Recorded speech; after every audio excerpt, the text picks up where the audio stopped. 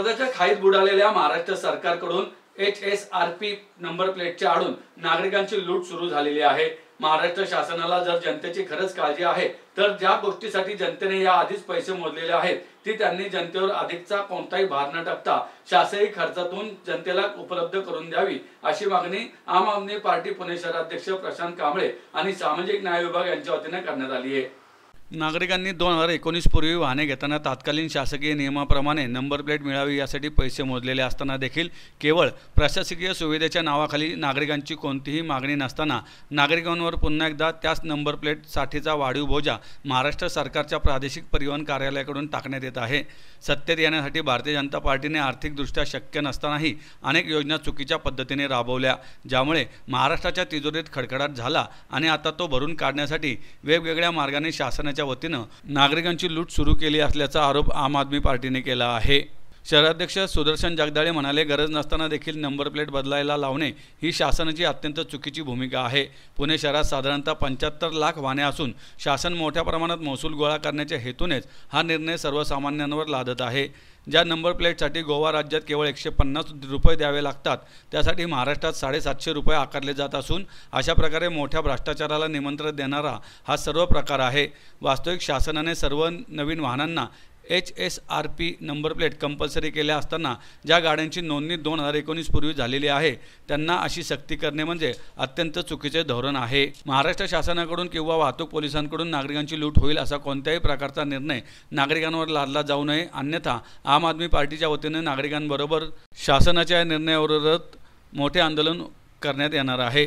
यावेळी महासचिव सतीश यादव, अक्षय शिंदे, उपाध्यक्ष अनिल कोंढाळकर, मीडिया सहसंयोजक निरंजन आडागळे उपस्थित होते। जो भारत सरकारनं नवीन नियम आणलेला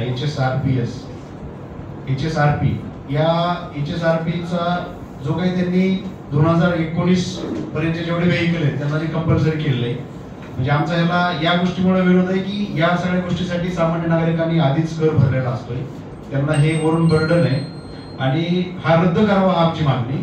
दुसरं ह्याच्यामध्ये आम्ही असंही बघतोय की इतर राज्यामध्ये म्हणजे गोव्यामध्ये असेल किंवा गुजरातमध्ये असेल 155 रुपये 160 रुपयामध्ये नंबर प्लेट मिळतात, पण महाराष्ट्रात असं राज्य आहे की इथं जवळपास 750, आता पार्किंग मध्ये काही पत्रकार बांधव आपल्या गाड्यांना लावत होते आणि बघितलं की 750 पर्यंत नंबर प्लेट टू व्हीलरची चालली आहे।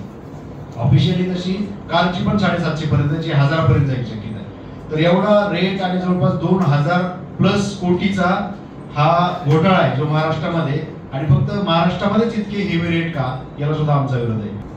हाय सिक्युरिटी रजिस्ट्रेशन जी नंबर प्लेट जी केंद्र सरकारने जी लागू केलेली आहे, मुळामध्ये या संदर्भात सर्वसामान्यांनी पैसे का भरावे असा प्रश्न उद्भवतो।